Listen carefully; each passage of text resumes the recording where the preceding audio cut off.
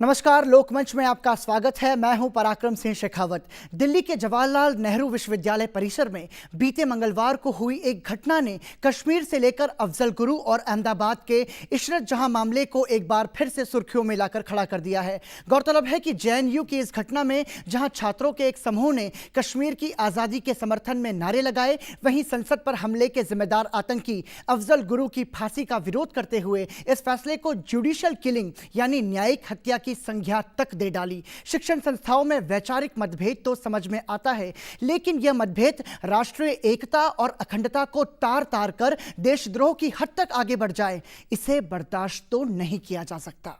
कश्मीर के मामले पर भारत की स्थिति एकदम साफ है। पाकिस्तान की नीयत में हमेशा से ही शक रहा है और कश्मीर के बहाने पाकिस्तान ने हमेशा ही भारत को अस्थिर करने की नापाक कोशिशें की हैं। अफजल गुरु पाकिस्तान की ऐसी ही असफल और नापाक कोशिश की एक कड़ी थी। देश के संविधान के मुताबिक उसे सजा हुई और पूरा भारत इस मामले में एक मत है कि जो अफजल के साथ हुआ वो न्यायोचित था। लिहाजा अफजल की फांसी को लेकर किसी तरह के विवाद की अब कोई गुंजाइश ही नहीं है। भारत को अस्थिर करने की कोशिशों में पाकिस्तान अवैध तरीके से आतंकवादियों की घुसपैठ भी करता रहा है। पाक प्रशिक्षित ऐसे आतंकवादी विदेशी भी हैं और कुछ भारतीय भी इसका शिकार होकर भारत में रहते हुए भी ऐसी हरकतें करते हैं। मुंबई आतंकी हमले में नामजद हेडली ने हाल ही में जो खुलासा किया, उसके मुताबिक 2004 के दौरान अहमदाबाद में हुए पुलिस एनकाउंटर में मारी गई इशरत जहां भी एक फिदायीन थी। अब सवाल यह उठता है कि जेएनयू जैसे अंतर्राष्ट्रीय ख्याति प्राप्त शिक्षण संस्थान में क्या इस तरह के आयोजन की इजाजत दी जा सकती है? लोकमंच में आज बात इन्हीं तमाम मुद्दों पर और इस संवेदनशील मुद्दे पर बातचीत करने के लिए हमारे साथ जुड़ रहे हैं वरिष्ठ पत्रकार सुशील पंडित। बहुत बहुत स्वागत लोकसभा टीवी में। हमारे साथ जुड़ रहे हैं अनिल आनंद, आप भी वरिष्ठ पत्रकार हैं, बहुत बहुत स्वागत आपका भी। और हमारे साथ जुड़ रहे हैं हितवाड़ से वरिष्ठ पत्रकार राजीव शर्मा, आप सभी का बहुत बहुत स्वागत। मेरा सबसे पहला सवाल सुशील पंडित आपसे, भारत में देश की राजधानी में एक शिक्षण संस्थान में पाकिस्तान जिंदाबाद के नारे लगना, कैसे देखें इसको, क्या कहेंगे? देखिए, मैं कम से कम इस बात से तो आश्चर्यचकित हूं कि आप आश्चर्यचकित हैं। अगर आप जेएनयू का इतिहास समझते हैं और उसकी पृष्ठभूमि जानते हैं तो आपको इस बात पर ताज्जुब नहीं होना चाहिए। वहाँ जिस तरह की एक संस्कृति पनपी है, कुछ लोगों ने तो अब जेएनयू का नाम जिहादी नक्सली यूनिवर्सिटी रखना और उसको कहना ज़्यादा उचित समझा है, क्योंकि वहाँ कई वर्षों से पहले तो एक वामपंथ का गढ़ रहा था, लेकिन उस वामपंथ की विचारधारा में जो विकृति आती गई और उसके साथ एक जिहादी मानसिकता का गठजोड़ जुड़ा, तो उसने एक बड़ी विचित्र संस्कृति को पनपाया है जो साफ साफ बिना किसी लाग लपेट के देशद्रोह की बात करती है। और उन सब मुद्दों में जहां राष्ट्रीय हित संलग्न है, विषयों को बहुत उल्टे और बहुत अजीबोगरीब तरीके से रखती है। और ये वहां ऐसा नहीं है कि अपने आप हो रहा है जी। वहां जिस तरह की धारणाएं पनपाई जाती हैं, जिस तरह की विचारधाराएं पोषित की जाती हैं, वहां आकर के जो लोग बोलते हैं, जो पढ़ाते हैं, जो बतलाते हैं, जिस तरह का साहित्य बांटा जाता है, जिस तरह की चर्चाएं होती हैं, उससे ये पक करके आज इस स्थिति पर पहुंचा है। ये कोई छोटे बच्चे नहीं हैं। जेएनयू में अधिकांश लोग स्नातकोत्तर पोस्ट ग्रेजुएट स्टडीज के लिए आते हैं।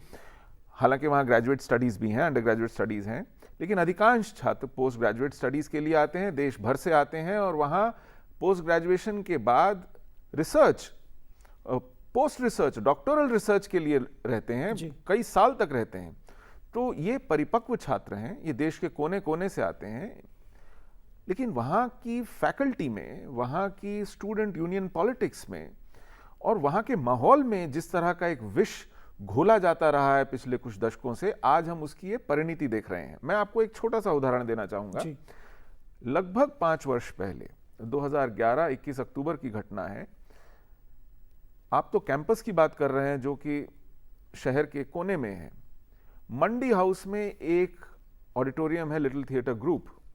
वहाँ दोपहर 2 बजे से रात 7-8 बजे तक एक कार्यक्रम हुआ कश्मीर पर, जी जिसको सार्वजनिक स्थान पर करने की इजाजत दी गई, वहां माओवादियों के समर्थक वरवरा राव स्वयं आए थे, वहां अरुंधति रॉय आई थी, जी वहां कश्मीर से सैयद अली शाह गिलानी आए थे, और इस कार्यक्रम का संयोजन कर रहे थे SAR गिलानी, जिनको अफजल गुरु के साथ ही फांसी की सजा हुई थी। सुप्रीम कोर्ट जाकर के वो कुछ साक्ष्यों की अभाव में बच गए थे। जी वो उस कार्यक्रम के आयोजक थे, संयोजन कर रहे थे। वहां से नारे लगे ठीक है। कि भूखा नंगा हिंदुस्तान, जान से प्यारा पाकिस्तान।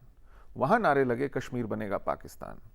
वहां जब कुछ लोगों ने इसका विरोध किया तो जो तिरंगा वो लेकर के आए थे उसको कुचला गया, उन लोगों की पिटाई हुई और उनको उठा करके बाहर फेंका गया, और ये पुलिस के माध्यम से किया गया।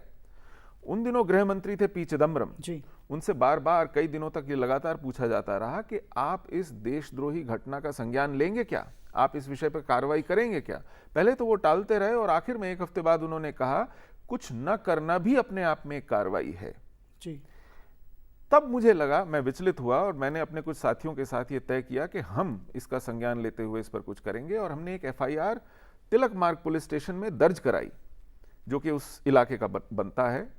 एक हफ्ते तक लगातार वहां चक्कर लगाने के बाद जब कुछ नहीं किया उस थाने ने, तो हम पटियाला हाउस कोर्ट गए और मजिस्ट्रेट के पास सेडिशन चार्जेस के अंतर्गत एक एप्लीकेशन डाली कि इस तरह की घटना हुई है, ये इसके साक्ष्य हैं, ये इसकी रिकॉर्डिंग है, ठीक है। और ये इसमें आरोपी सिद्ध होते हैं, आप बताइए इनके खिलाफ कुछ किया जाए कि नहीं किया जाए। 3 महीने तक पुलिस टाल मटोल करती रही कि आज ओबामा आ रहे हैं, कल वहां प्रगति मैदान में कुछ 26 जनवरी की कुछ घटनाओं की तैयारी है, या कहीं बम फट गया हाई कोर्ट में। किसी ना किसी वजह से टालते रहे, और उसके बाद फटकार लगाकर मजिस्ट्रेट ने उनसे कहा कि FIR दर्ज कीजिए और इसके ऊपर जो भी तफ्तीश होती है मुझे करके बताइए। मतलब कानून व्यवस्था पर भी बहुत बड़ा सवालिया निशान खड़ा हुआ है। आज 5 साल हो गए हैं उस FIR को दर्ज हुए, आरोपियों को एक समन तक नहीं भेजा गया है। हम लोगों ने फिर कहा और बार बार कहा तो क्राइम ब्रांच को वो मामला ट्रांसफर कर दिया गया। मैं इस बात से हतप्रभु, देखिए जिन्होंने देशद्रोह का काम करना है उन्होंने तो करना है, ठीक है। ये देश क्या कर रहा है, सबसे इस बड़ा देश सवाल की व्यवस्था क्या कर रही है। उस देश का गृह मंत्री बदल गया, सरकार बदल गई, नए प्रधानमंत्री आ गए, उस FIR पर आज तक कोई कार्रवाई नहीं हुई। इस पूरे घटनाक्रम का देश भर में विरोध हो रहा है। हमने देखा सोशल मीडिया पर भी लोगों ने इसका विरोध किया, और साथ ही साथ आज राजपथ पर भी ABVP के छात्र निकले थे और उन्होंने विरोध प्रदर्शन किया था। इस पूरे घटनाक्रम पर गृह मंत्री राजनाथ सिंह का क्या कुछ कहना है, आइए सुनते हैं। संज्ञान तो लिया है, इसीलिए मैंने पुलिस कमिश्नर दिल्ली को आवश्यक जो इंस्ट्रक्शंस देने चाहिए इस संबंध में मैंने वो इंस्ट्रक्शंस दिए हैं। और फिर से अपनी बात को मैं दोहराना चाहता हूं, भारत में रहकर यदि भारत विरोधी कोई नारे लगाता है अथवा भारत की एकता, अखंडता, संप्रभुता पर सवालिया निशान लगाने की कोशिश करता है, उसे किसी भी सूरत में माफ नहीं करूंगा।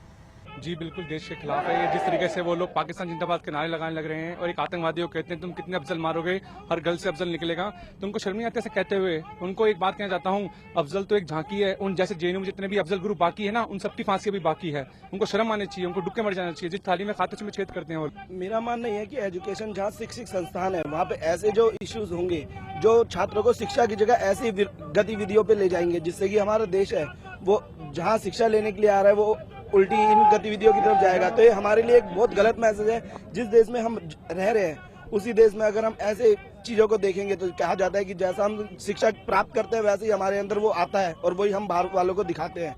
तो इस प्रकार से ऐसी गतिविधियां हमारे देश के लिए, हमारे लिए और हमारे भविष्य के लिए बहुत ज्यादा खतरनाक है। भारत के संविधान ने फ्रीडम ऑफ स्पीच अगर आपको दी है, लेकिन आपको freedom of genocide of speech नहीं दी है। ठीक, JNU के धरती पे जो भारत का हिस्सा है, एक जो लोकतांत्रिक भारत देश है उसका हिस्सा JNU है, वहां अगर आप ये कहेंगे कि भारत के हम 1000 टुकड़े करेंगे तो वो फ्रीडम ऑफ स्पीच के नाम पे genocide of freedom of speech है। स्वतंत्र भारत में अभिव्यक्ति की स्वतंत्रता भी सबके पास है, लेकिन यदि उसका गलत तरीके से इस्तेमाल किया जाए और उसको देश के विघटन के तौर पर, देशद्रोही के तौर पर कुछ प्रतिक्रिया की जाए तो उस पर कार्रवाई की जानी चाहिए, यह कहना है देश के युवाओं का। सुशील पंडित जी क्या कहेंगे? ये तमाम सारी चीज़ें हमने देखी, सुनी, ये प्रतिक्रियाएं हमने देखी जो लोगों की, इस पर बहुत संक्षेप में क्या कहना चाहेंगे? देखिए, मैं इस प्रतिक्रिया से आश्चर्यचकित नहीं हूं। ये गुस्सा है, ये क्षोभ है, ये पीड़ा है हमारे देश के जो आम नागरिक हैं उनकी। ठीक है। उनके टैक्स के पैसे से ये विश्वविद्यालय पल रहा है। वहां के हर छात्र पर औसतन साल में 3 लाख रुपया ये सरकार खर्च करती है। ठीक है। जो जवान सीमा पर मर रहे हैं उनकी तनख्वाहों से ज्यादा इन छात्रों को मिलता है। तो ये सांप हम अपने आप पाल रहे हैं जो कि इस देश को डसेंगे। हमें शत्रुओं की आवश्यकता नहीं है जी। इस देश में, इस देश के पेट में ऐसे लोग पल रहे हैं जिनको इस देश की व्यवस्था पाल रही है, जो इस देश का सत्यानाश करने पे तुले हुए हैं और खुलेआम करते हैं। अनिल आनंद जी, अभिव्यक्ति की स्वतंत्रता के दुरुपयोग का प्रत्यक्ष उदाहरण ये हमने देखा। संभवतः हालांकि ये बात उठी है कि जेएनयू में इसके पहले भी अफजल गुरु की फांसी की बरसी मनाई गई और ऐसे देश विरोधी कार्यक्रम आयोजित हुए हैं, लेकिन इतनी मुखरता के साथ में सार्वजनिक तौर पर प्रदर्शन करना, ऐसा अमूमन पहली बार देखने को मिला है। क्या कहेंगे आप? नहीं, ये होता रहा है। जैसे सुशील जी ने कई चीज़ें पॉइंट आउट की। पहली तो बात यह है कि चाहे घर हो, बाहर हो, देश हो, एक लक्ष्मण रेखा सबके लिए होती है। अगर आप कहें कि किसी कानून से आप फ्रीडम ऑफ एक्सप्रेशन को दबाएं तो शायद कहीं और मतलब लिया जाता है। ये पहले भी इसी देश में हो चुका। मेरा ये मानना कि कहीं ना कहीं हर आदमी को अपनी लक्ष्मण रेखा ड्रॉ करनी चाहिए। अब बदकिस्मती ये हो गई है कि सारी लड़ाई को एक आइडियोलॉजी वर्सेस दूसरी आइडियोलॉजी की लड़ाई बना के देखा जा रहा है। ये मुद्दा बहुत बड़ा है। उसमें कुछ सुशील जी ने बड़ी खूबसूरती से बातें कुछ कही, मैं दोहराऊंगा नहीं जी। ये मुद्दा बहुत बड़ा है। मुद्दा डायरेक्ट राष्ट्रीय अस्मिता से जुड़ा हुआ है। अब क्या एक्शन इस पे होना चाहिए, कैसे नहीं होना चाहिए, अगर कुछ इतने देर में बदलाव नहीं आया तो कुछ ना कुछ एक्शन तो जरूर होना चाहिए।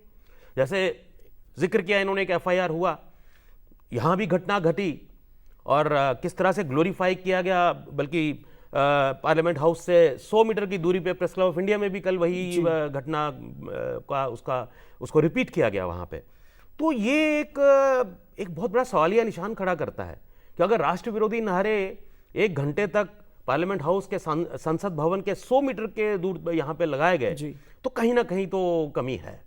और मुझे लगता है कि अगर हम इसको कुछ ज़्यादा फ्रीडम ऑफ एक्सप्रेशन लेके या उसको कैसे रोका जा सकता है या क्वेल किया जा सकता है, वो इसका हल नहीं होगा। कहीं ना कहीं तंत्र को कुछ ना कुछ करना होगा, वो जरूरी है। दूसरी बात, जो आइडियोलॉजीज की बात हो गई, मेरा मानना है कि ये आइडियोलॉजीज संकुचित इसलिए हो गई हैं कि इन्होंने समय के साथ इवॉल्व नहीं किया अपने आप को। समय बदला है, लेकिन एक टनल विजन के साथ अगर आप चलेंगे तो ये जाहिर है ये चीजें होंगी। ठीक है। तो ये भी बहुत जरूरी हो गया है कि अपने अपने गिरबां में झांक के सब देखें। और कहीं ना कहीं आप इसी देश में रह रहे हैं, यहीं का पानी पी रहे हैं, यहीं की मिट्टी पे आप उपज रहे हैं, पनप रहे हैं, तो अगर आप ये कहें कि आप आसमान में रह रहे हैं और आप किसी को भी गाली देते, ये तो किसी को कबूल होगा नहीं। बहरहाल क्या होना चाहिए उस पर थोड़े से वाद विवाद हो सकता है। जैसे इनकी कुछ शब्दावली से मैं मुतफिक नहीं हूं बिल्कुल भी, लेकिन जाहिर है ये बिल्कुल भी एक्सेप्टेबल नहीं है। ठीक है। और sooner people reform themselves the better. क्यों मौका दिया जाए तंत्र को रिएक्ट करने का? ठीक है। और या कुछ लोग ये करते भी हैं कि तंत्र को उकसा के रिएक्ट करके शायद उसमें कोई उनका वेस्टेड इंटरेस्ट हो।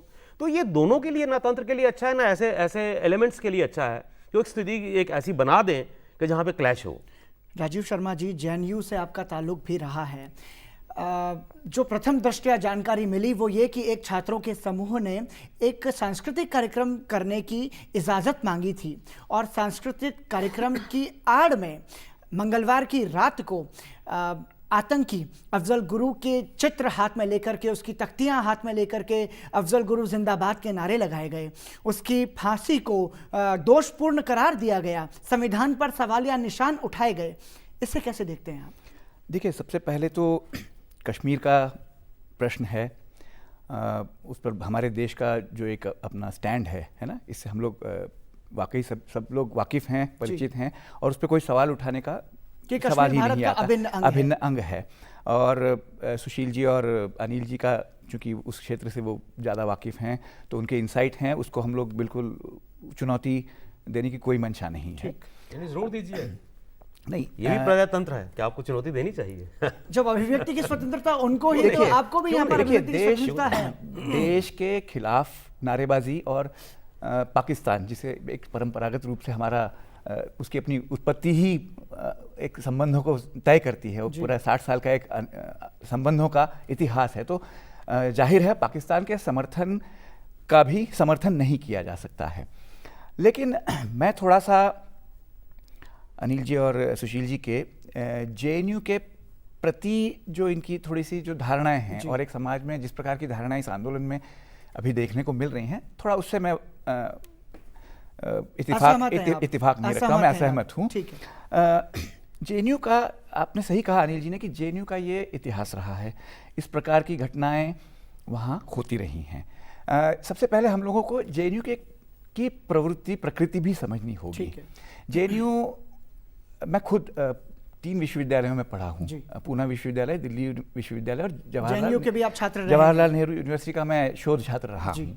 तो इस मामले में और उसकी जो एक अपनी प्रकृति है, तो जेएनयू अपने आप में एक ऐसा सेंट्रल यूनिवर्सिटी है वो अपने आप में, और जहाँ विशेष प्रावधान रखे गए हैं कि देश के हर हिस्से से लोग विद्यार्थी वहाँ पढ़ने आए, और इस बात का उसमें ध्यान रखा जाता है विशेष रूप से कि देश के हर हिस्से को प्रतिनिधित्व मिले। अब हर हिस्से का मतलब भौगोलिक और राज्य के स्तर पर तो है ही, इसके अलावा पिछड़े अगड़े राज्य और जिले, उस पर पूरी एक प्रक्रिया है उसकी एडमिशन की, जिसकी वजह से जेएनयू में देश के अंदरूनी इलाकों के और ग्रामीण इलाकों से आने वाले विद्यार्थियों की संख्या भी बड़े पैमाने पर होती है।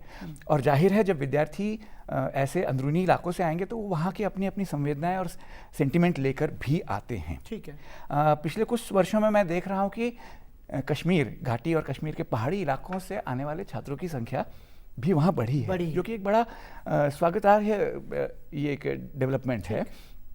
कुछ लोगों से मैं परिचित भी हूँ और ये उनसे मिलकर उनके विचार सुनकर बहुत अच्छा भी लगता है। ठीक है। जहाँ तक अब हम लोग लौटकर वापस इस घटना पर आते हैं, जाहिर है पुराना इतिहास है, वो मुशायरे का दौर हो, चाहे अफजल गुरु की फांसी को लेकर इससे पूर्व में हुई घटनाएं हैं, यहाँ तक नहीं, मैं तो कहूँगा कि नक्सली क्षेत्रों में होने वाली घटनाएं और नक्सलवादियों के समर्थन में भी वहाँ छात्रों के तबके खड़े उठते रहे हैं। परंतु ये एक जेएनयू की संस्कृति की विशेषता भी है। जेएनयू की संस्कृति में अब इस एक विद्यार्थियों के समूह विशेष ने विशेष प्रकार से अगर अपना प्रदर्शन किया है, अभिव्यक्ति की है, वो एक अलग मुद्दा है कि वो देशद्रोह है नहीं है। देखिए उसका निर्णय तो न्यायालय करेगा, उसकी अपनी प्रक्रियाएं भी हैं, है ना, और उसमें कोई विरोध नहीं। अगर वो देशद्रोह की साबित होता है तो होता है नहीं, मतलब वो विजुअल सबने देखे, पूरे देश ने देखे। मैं ये समझ नहीं पा रहा हूँ कि यदि उन्होंने पाकिस्तान जिंदाबाद के नारे लगाए हैं हाथ में लेकर के अफजल गुरु के चित्र को, और इंडिया गो बैक के नारे लगाए हैं, तो इसे तो हम जेएनयू की संस्कृति नहीं कह सकते। आपको नारा बताता हूं मैं जी, देश की बर्बादी, भारत की बर्बादी तक जंग रहेगी, जंग रहेगी। ठीक है, मैं यही सवाल जानना रहा हूं कि इसे तो जेएनयू की संस्कृति हम नहीं, इन नारों का समर्थन भी बिल्कुल नहीं किया जा सकता है। लेकिन मैं वापस लौटकर जेएनयू के कैंपस की प्रकृति पर जाना चाहूंगा, और ये इसके लिए आवश्यक हो जाता है कि उन पूरी परिस्थितियों का भी आपको विश्लेषण करना होगा। जैसे वाइस चांसलर साहब के ऑफिस ने आज इशू भी किया है कि इसके लिए एक डीन्स की कमेटी भी जांच करेगी और उसका पूरा अध्ययन किया जाएगा, और ये भी स्पष्ट किया है कि इस प्रकार के कार्यक्रम की अनुमति प्रशासन ने नहीं दी थी। तो वो ऐसी तमाम परिस्थितियां कौन सी थीं जिसमें ये जो एक संघर्ष है, आइडियोलॉजीज़ का संघर्ष जिसकी बात हो रही थी, ये सच्चाई है। जैसा अनिल जी ने कहा कि आइडियोलॉजीज़ में चीज़ों को बांट कर देखना एक बड़े पैमाने पर जेएनयू ही नहीं, देश के अन्य हिस्सों में भी और सभी घटनाओं के साथ अब ये बड़े पैमाने पर होने लगा है। तो जेएनयू में पुलिस आने का इतिहास नहीं रहा है जी। तो जिस प्रकार से वो पुलिस आपाधापी पे वहाँ पहुँची है, ये वाकई आश्चर्यचकित करने वाली बात है मेरे लिए। अब तक ऐसी घटनाएं हुई हैं, बहुत कम ऐसे उदाहरण है कि पुलिस का हस्तक्षेप सीधे सीधे हुआ हो। पर ये तो सीधे सीधे देशद्रोही का उदाहरण, प्रत्यक्ष उदाहरण है हमारे सामने। देशद्रोही का उदाहरण है, तो इसमें पहले जेएनयू का प्रशासन है और वो अपना शोध करेगा, इसकी तहकीकात तफ्तीश करेगा और वो अपने कंक्लूजन लेगा। मुझे लगता है ये भी रिपोर्ट थी कि प्रशासन ने इस मीटिंग की इजाजत नहीं दी थी जी, उसके बावजूद भी मीटिंग हुई। बिल्कुल, ये भी एक बिंदु जो है इसको भी नोट करने वाली बात है। ठीक है, सुशील पंडित जी आपकी प्रतिक्रिया लूंगा मैं, लेकिन अभी एक ब्रेक के लिए रुक रहे हैं। ब्रेक के बाद भी जेएनयू और कश्मीर, पाकिस्तान और इस तमाम पूरे मुद्दे पर चर्चा जारी है।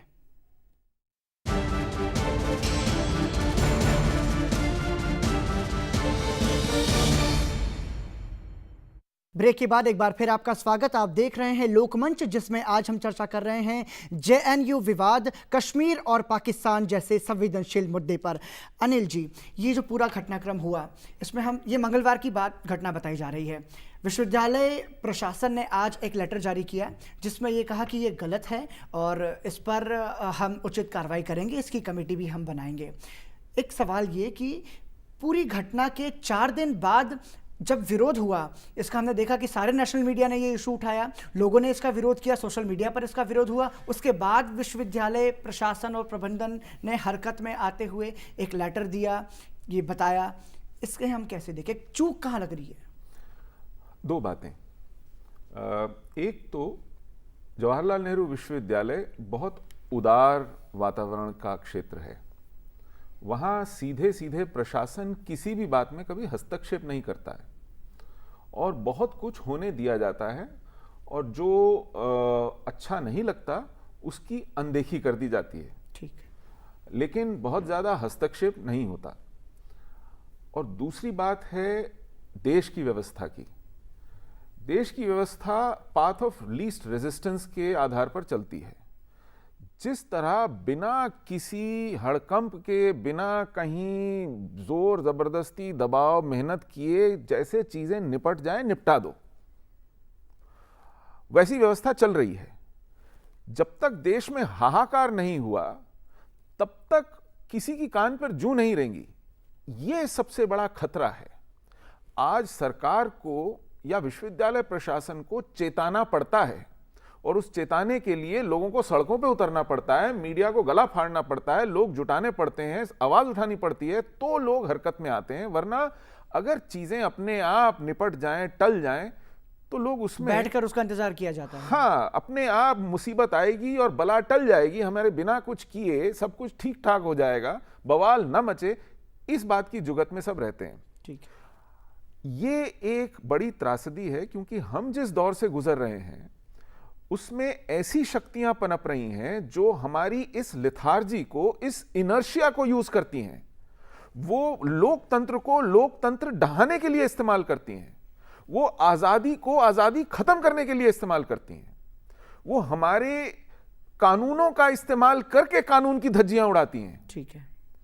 इसलिए हमें हाथ पर हाथ धर के बैठे रहना, या कोई कुछ आवाज उठाए, हल्ला हो, परेशानी हो, तब कुछ करेंगे, ऐसी स्थिति अब चल नहीं सकती देर तक। अनिल आनंद जी, क्या कहेंगे आप? ये जो पूरा घटनाक्रम हुआ, इसमें हम क्या ये माने कि युवाओं को भड़काया जा रहा है? मतलब जो भारत की सबसे बड़ी युवा शक्ति आज हम कहते हैं, विश्व के सर्वाधिक युवा जनसंख्या वाला देश भारत, उसकी युवा शक्ति को कहीं ना कहीं गलत तरीके से, गलत डाइवर्शन में ले जाया जा रहा है। उससे पहले मैं सिर्फ राजीव की बात पे थोड़ी सी क्लैरिफिकेशन देना चाहूँगा। जो इन्होंने कहा कि जेएनयू के बारे में शायद मेरी धारणा कुछ इन्होंने थोड़ा गलत समझे शायद। जेएनयू को अस्तित्व को किसी ने चैलेंज नहीं किया, एटलीस्ट मैंने नहीं किया चैलेंज, और वो हो भी नहीं सकता। जेएनयू बजाते खुद एक बड़ा ज़बरदस्त एक्सपेरिमेंट है, एक बहुत कमाल का एक वो यूनिवर्सिटी है वो, जिसने भी उसको कंसीव किया उस आइडिया को, और बहुत अच्छा कहा इन्होंने कि और ये एक ऐसा एक्सपेरिमेंट है कि यहाँ गरीब बच्चे भी आके देश के कोने कोने से आके पढ़ सकते हैं। किसी ने जेएनयू के अस्तित्व को चैलेंज नहीं किया, और ये भी नहीं किसी ने कहा कि यूनिवर्सिटी बंद हो जानी चाहिए। प्रॉब्लम जो है कि ऑफशूट्स क्या हो रही हैं वहाँ पे, चीज़ें क्या निकल रही हैं। और मैं इस बात से भी एग्री नहीं करता हूँ कि जैसे सुशील जी ने कहा कि किस किस्म का एलिमेंट पैदा होगा, या किसी ने रिएक्शन दी कि साहब अफजल गुरु फांसी लगा दो उनको। ये टर्मिनोलॉजी कहीं ले जाने वाली नहीं है। ठीक है, कहीं ना कहीं पर एक एक्शन होना चाहिए, कहीं ना कहीं एक एनालिसिस होना चाहिए कि क्या जेएनयू के अंदर भी होना चाहिए, स्टूडेंट कम्युनिटी को भी बिठा के भी करना चाहिए कि क्या खोया और क्या पाया। जेएनयू के एक्सपेरिमेंट में, जैसे मैंने पहले कहा, कि आइडियोलॉजीज भी जो लड़ाई लड़ रही हैं आपस में, वो भी इवॉल्व नहीं हो पाई, 21वीं सेंचुरी से कहीं पीछे छूट गई हैं वो।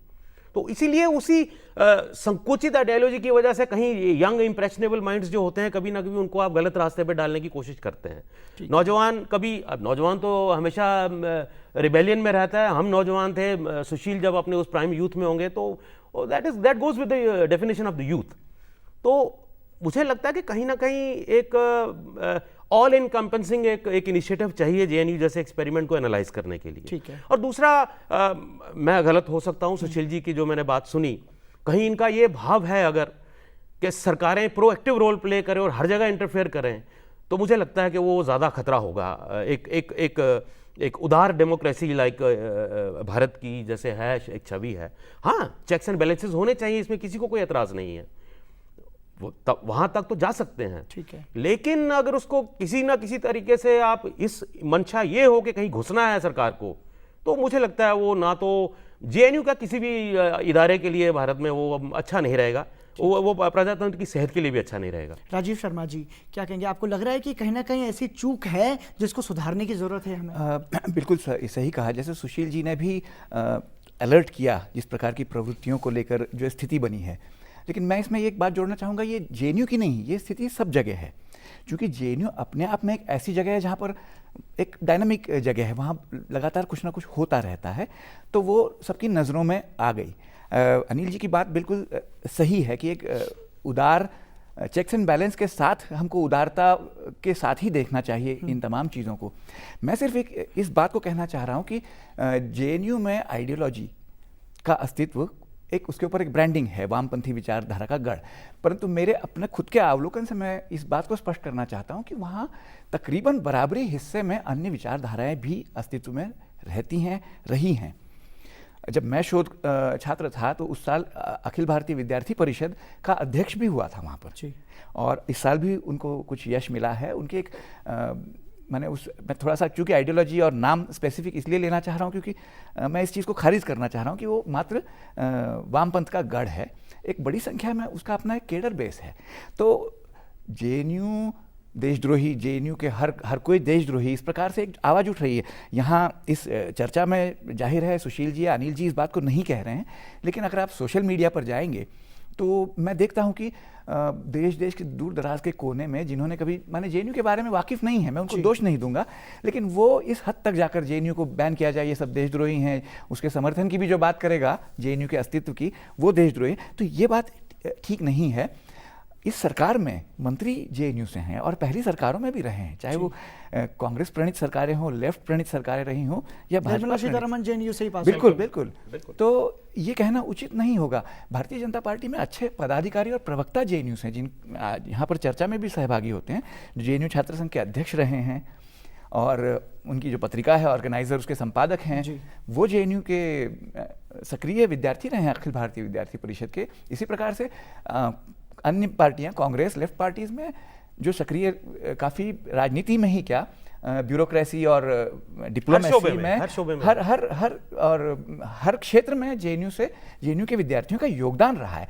तो एक मुट्ठी भर लोगों को उनकी अपनी अस्मिता की अभिव्यक्ति, जो पता नहीं किन परिस्थितियों में नियंत्रण से बाहर हुई, ये एक जांच का विषय है, इसमें हमको जल्दबाजी नहीं करनी चाहिए और समर्थन भी नहीं कर रहा हूं मैं उन्होंने जो किया इस बात का, उसकी पूरी परिस्थितियों की भी जांच की जानी चाहिए कि किन परिस्थितियों में वो बात बढ़ती गई, है ना। तो ये पूरे जेएनयू विचारधारा, जेएनयू के एडमिनिस्ट्रेशन, जेएनयू के छात्र, जेएनयू कैंपस को ब्रांडिंग कर देना और उसके बंदी की मांग करना, ये उचित नहीं है। ठीक है, इसको हम इस तरीके से भी क्या समझें कि आईएसआईएस का जिस तरह से नेटवर्क बढ़ा है, हमने देखा सोशल मीडिया पर भी युवाओं को उसने जो है बरगलाने की जो कोशिश की है। भारत में भी बहुत सारे ऐसे उदाहरण देखने को मिले हमें जिनके संपर्क आईएसआईएस से जुड़े पाए गए। तो क्या ये चीज़ भी हो सकती है कि ये उसका एक उदाहरण हो? आपका प्रश्न ठीक है पराक्रम जी। मैं पहले राजीव जी की बात को ही रेफरेंस बनाकर कुछ कहना चाहूँगा। मैं स्वयं जेएनयू का छात्र रहा हूँ। आज से 30 वर्ष पहले तक मैंने वहाँ पढ़ाई की, 84 और 86 के बीच में। तब भी जेएनयू इतना ही उदार था। जेएनयू में वामपंथी विचारधारा के छात्र थे, बड़ी संख्या में थे। वहाँ की फैकल्टी, वहाँ के टीचर्स भी लगभग इसी विचारधारा से सम्मत थे और इसी विचारधारा के चरमपंथी भी वहाँ थे। नक्सल और माओ समर्थक छात्रों की भी वहाँ पर नुमाइंदगी थी, उनके संगठन थे, लेकिन वो फ्रिंज पे थे, वो बड़ी संख्या में नहीं थे।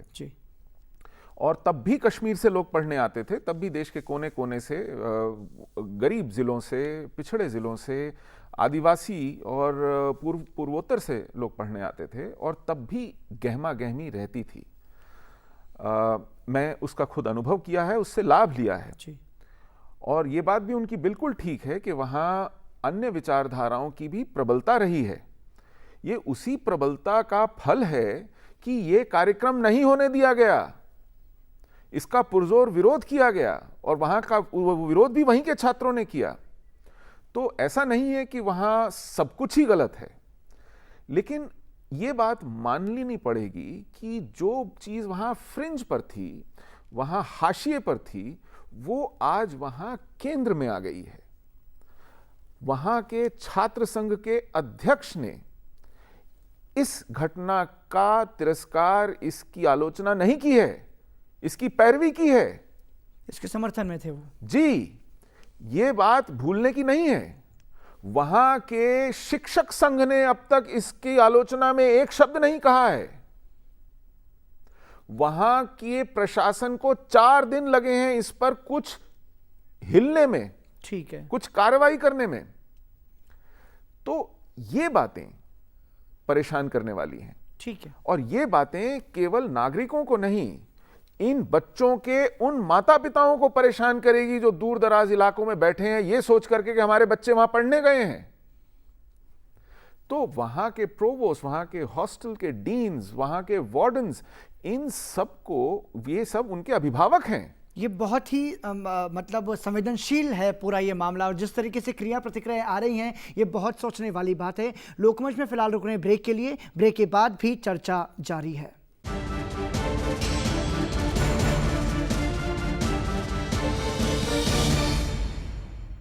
ब्रेक के बाद एक बार फिर आपका स्वागत। आप देख रहे हैं लोकमंच, जिसमें आज हम चर्चा कर रहे हैं एक गंभीर मुद्दे पर। गंभीर मुद्दा जेएनयू विवाद, कश्मीर और पाकिस्तान का। जेएनयू में जो घटना हुई उसमें कश्मीर के कुछ छात्रों ने राष्ट्र विरोधी, भारत विरोधी, देशद्रोही पूर्ण नारे लगाए, और इसमें पाकिस्तान जिंदाबाद के नारे भी देश भर में हमने इस घटना के माध्यम से सुनने को मिले, और साथ ही साथ आतंकी अफजल गुरु की बरसी एक तरह से वहाँ पर मनाई गई।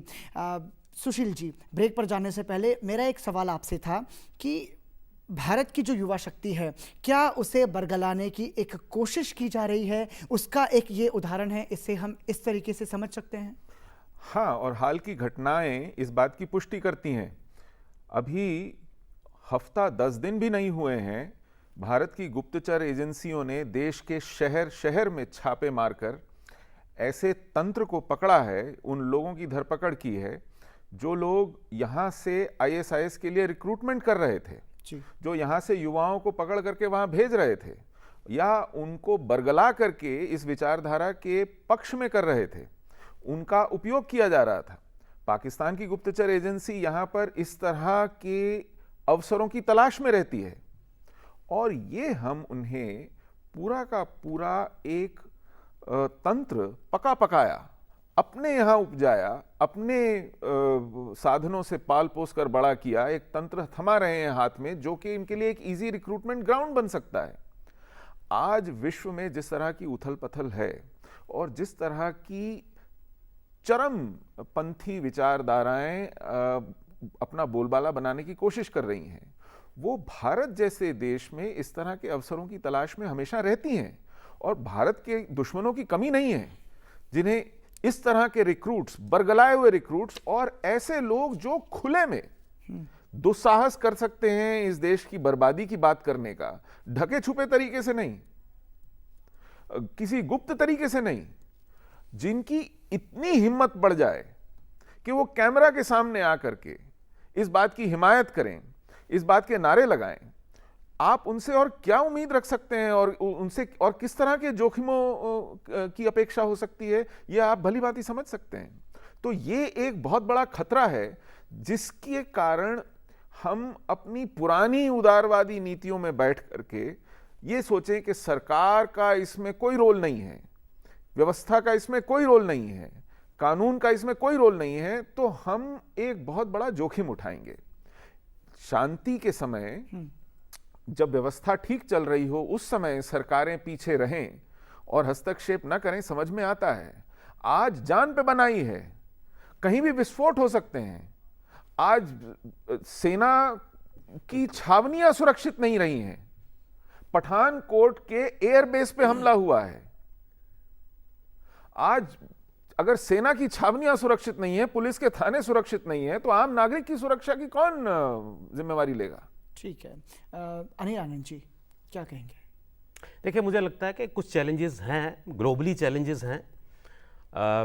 आईएसआई का एक चैलेंज है, कुछ मॉड्यूल हमारे यहाँ हुए, तोड़े गए, सतर्कता दिखाई हमारी इंटेलिजेंस एजेंसीज ने, सिक्योरिटी फोर्सेस ने, पुलिस ने।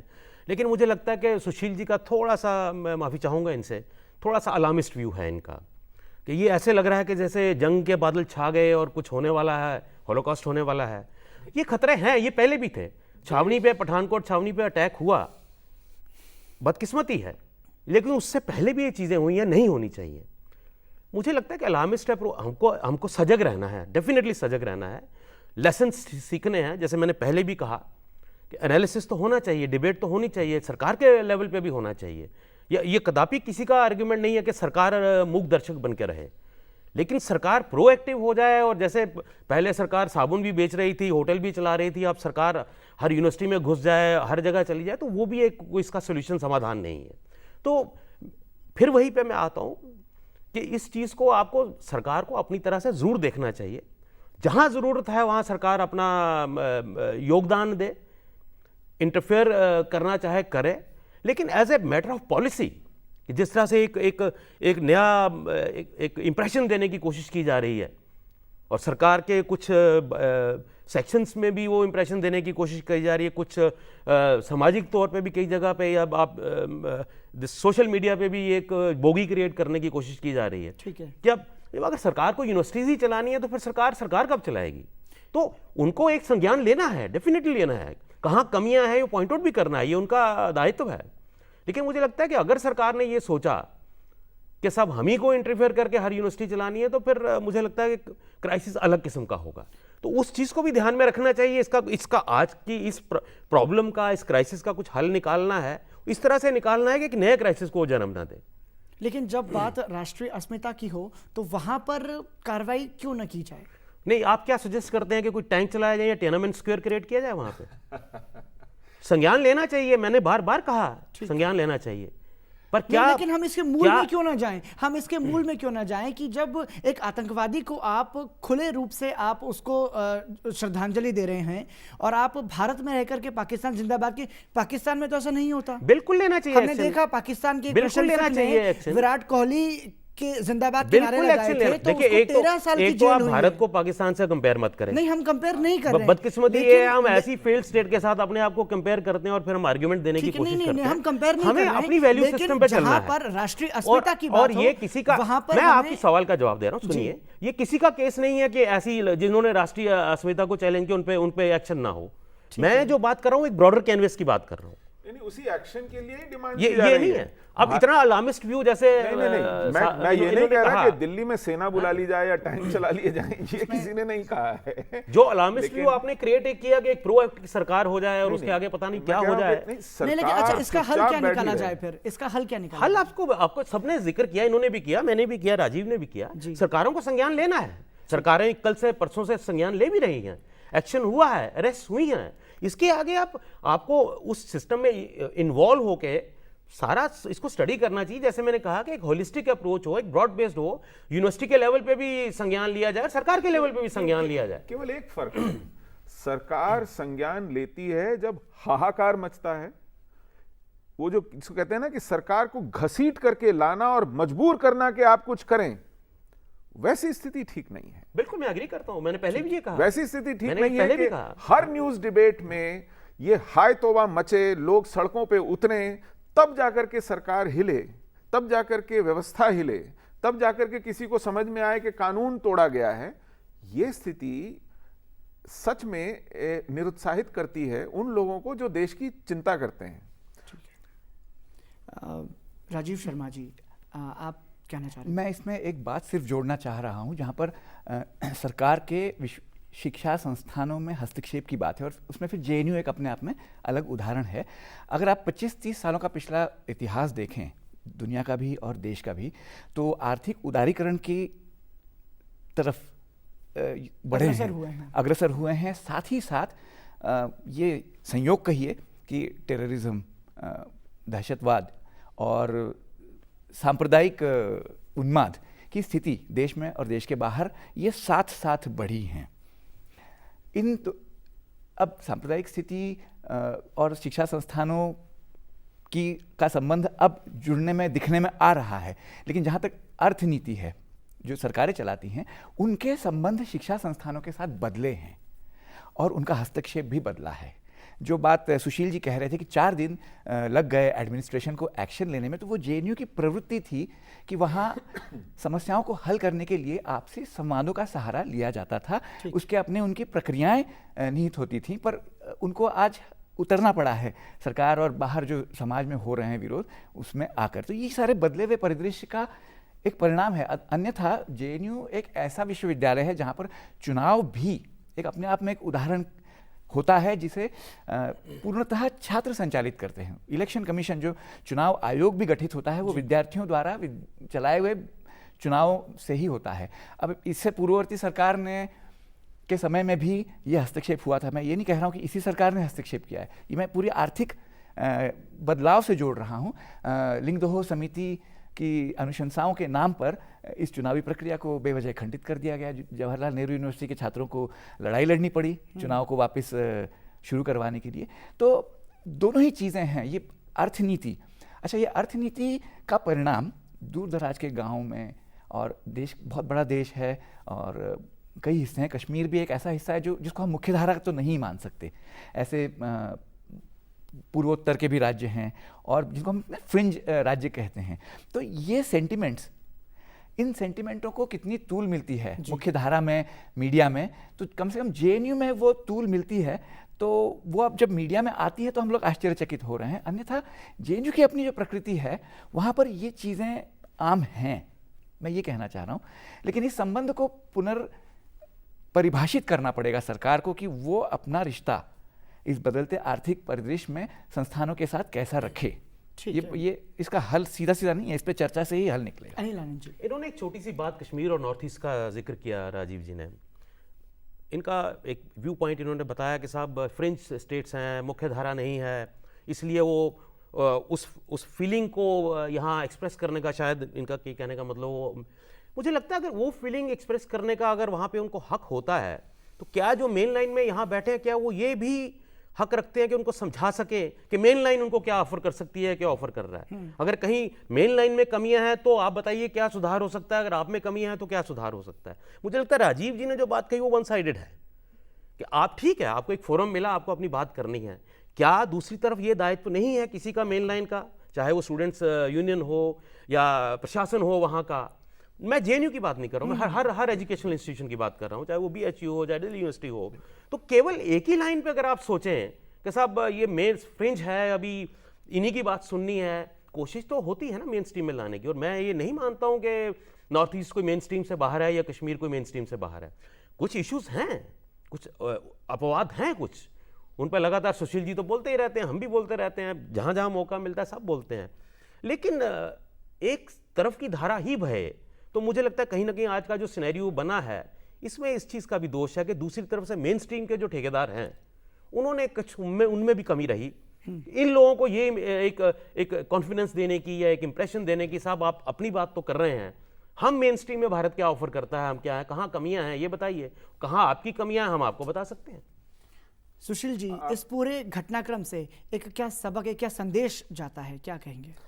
मैं आपको एक इससे कुछ दिन पहले की घटना के बारे में बताऊंगा जिससे कि आप अंदाज़ा लगा सकते हैं।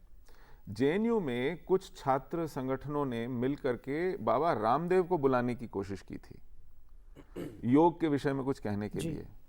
इतना विरोध हुआ कि वो कार्यक्रम रद्द करना पड़ा।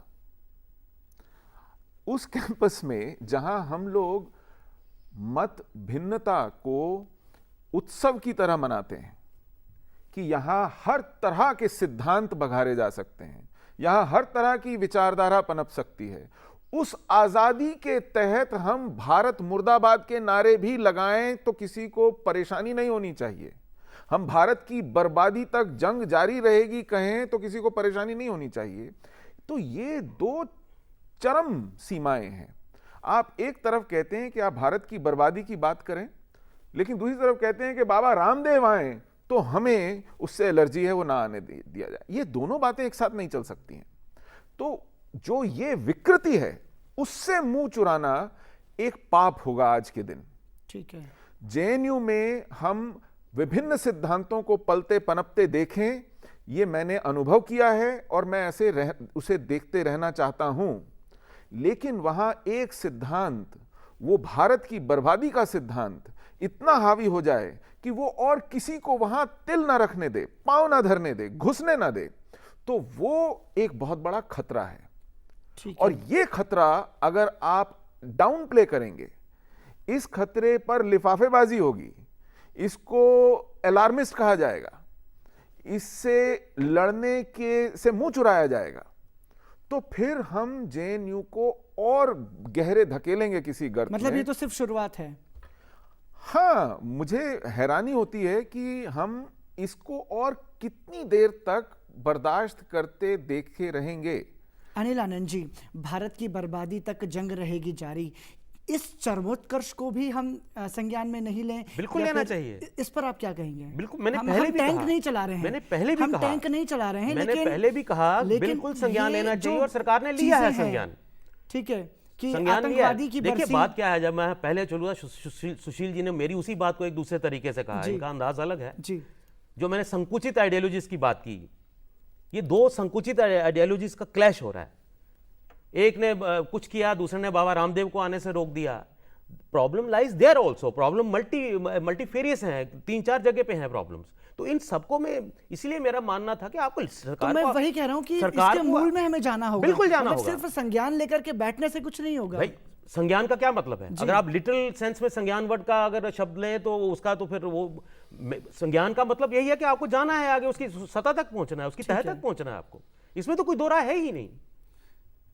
राजीव जी, दो विचारधाराओं की बात हुई यहाँ पर, वामपंथी विचारधारा और राष्ट्रवादी विचारधारा।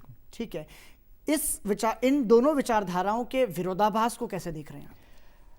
मैं ये बात शुरू में भी आ चुकी है और अभी मैं आपसे इसलिए पूछ रहा हूँ कि आप जेएनयू के बहुत करीब से आपने देखा है उसको, आप छात्र रहे हैं। इससे पूर्व भी मैंने जो एक प्रश्न बात रखी थी, उस पर बहुत बेहतर ढंग से अनिल जी ने उस बात को आगे बढ़ाते हुए रखा है। और वो एक ही बात है जो रेडिकलाइजेशन ऑफ आइडियोलॉजीज़ की हम लोग जो बात करते हैं ना, अतिरेकीकरण है विचारधाराओं का, वो चाहे ये है चाहे वो है। इसमें अगर जो एक स्थिति खो रही है शैक्षिक संस्थानों में, तो ये और महत्वपूर्ण हो जाता है। जो खोता जा रहा है वो है संवाद, परस्पर संवाद विचारधाराओं का विद्यार्थी के रूप में। सुशील जी भी सहमत होंगे इस बात से, और हमारा तजुर्बा रहा है विश्वविद्यालय में छात्रावासों में रहते हुए। ये कोई आवश्यक नहीं होता है कि आपको राजनीतिक विचारधारा के अनुसार अपने कमरे मिलें। तो विभिन्न विचारधाराओं के लोग आप एक साथ रहते हैं, एक साथ खाना खाते हैं, मित्र होते हैं, मैदान पर खेलते हैं, लाइब्रेरी में जाते हैं, पढ़ते हैं। तो ये संवाद की स्थिति पहले तो बेहतर थी। क्या वजह है ये संवाद की स्थिति निरंतर खराब होती जा रही है, बिगड़ती जा रही है? जो एक्सट्रीम, जो रेडिकलाइजेशन ऑफ आइडियोलॉजीज़ की बात हो रही है, जो अनिल जी भी पॉइंट आउट कर चुके हैं, मैं इसी तरफ मेरा इशारा था उस समय कि ये संवाद का अभाव, ये संवाद अलग अलग स्तर पर इसको देखा जा सकता है। एक संवाद विश्वविद्यालय के बीच में विद्यार्थी और विभिन्न विचारधाराओं के बीच का संवाद, वो एक आदान प्रदान, वो मंच है विश्वविद्यालय जी। वो संवाद शिक्षक, प्रशासन और विद्यार्थियों के बीच होना चाहिए। वो संवाद सरकारों और विश्वविद्यालय के बीच में भी होना चाहिए। और यही एक जिसको कहते हैं ना स्वस्थ नीति शिक्षा की जी को बनाने के लिए आवश्यक है। अनिल जी, बहुत संक्षेप में क्या कहना चाह रहे हैं? सुशील जी। राजीव जी ने जो कहा, मैं उसमें कुछ बातें जोड़ना चाहूँगा। जेएनयू में संवाद की स्थिति अब बिगड़ गई हो, वो हो सकता है कुछ ज़्यादा हो गया हो, लेकिन एक वैचारिक असहिष्णुता का पुट उसमें 30 साल पहले भी था। ये जो आइडियोलॉजिकल इंटॉलरेंस है जी, जिसकी हम इस वक्त परवर्जन देख रहे हैं, जो अपने चरम तक पहुंचा है, वो इंटॉलरेंस तब भी था अभी तब एकेडमिक विक्टिमाइजेशन होता था। ठीक है। तब वो स्टूडेंट्स जो किसी एक विचारधारा से जुड़ करके अपने अध्ययन को न करें, उनके ग्रेड्स कम होते थे। जी। एक खास दृष्टिकोण के प्राध्यापकों के करियर चौपट हो जाते थे। ठीक है। उसको तब ठीक नहीं किया गया तो ये आज बढ़ते बढ़ते यहां तक पहुंचा है। और बहुत जरूरी है कि इस पर एक सही तरीके से इसके पर एक स्पष्ट नीति बना करके जी हाँ। और इसे रोकने के प्रयास किए जाएं। और भारत की संस्कृति रही है अनेकता में एकता, जहां हर मोड़ पर संस्कृति बदलती हो, भाषाएं बदलती हो, तो सभी साथ मिलकर रहें, तो इसे ही भारत कहा जाएगा। आप सभी अतिथियों का बहुत धन्यवाद इस संवेदनशील मुद्दे पर अपनी राय और प्रतिक्रिया रखने के लिए। लोकमंच में फिलहाल इतना ही, मुझे दीजिए इजाजत, नमस्कार।